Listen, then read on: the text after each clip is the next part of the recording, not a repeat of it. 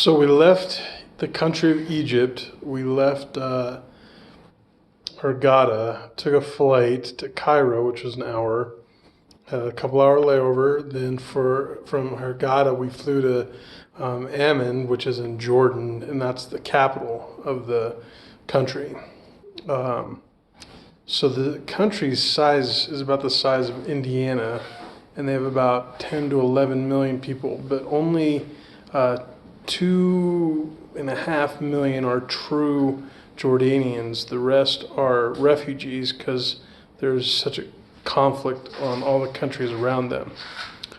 Already we're discovering the people are way nicer than the people in Egypt, not as aggressive. The vendors aren't. You don't have to pay for bathrooms. The traffic isn't crazy. And everyone speaks English. So the guide was saying if you're going to go to college, get a degree, they teach all of it in English. If you go to the hospital, everyone speaks English. There's no other language they speak, which is interesting. So, everyone's speaking English here. They really were suffering during the COVID days because this is a tourist spot. Again, there's just not a lot of natural resources. This is such a barren place. They're hoping that tourism is picked up, and they're hoping that they can get up to 1.5 million visitors to Petra.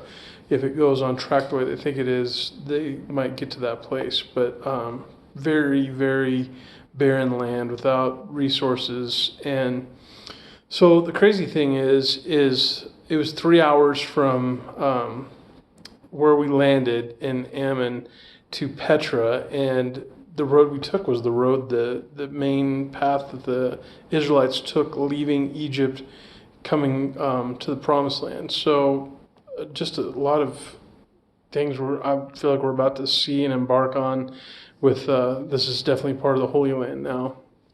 We had enough time tonight to go see Petra by night, a sight and sound tour, and it's about 1.5 miles back on a very rocky road as you're going through these like huge canyons with just magnificent structures till we finally got to the place where Petra is.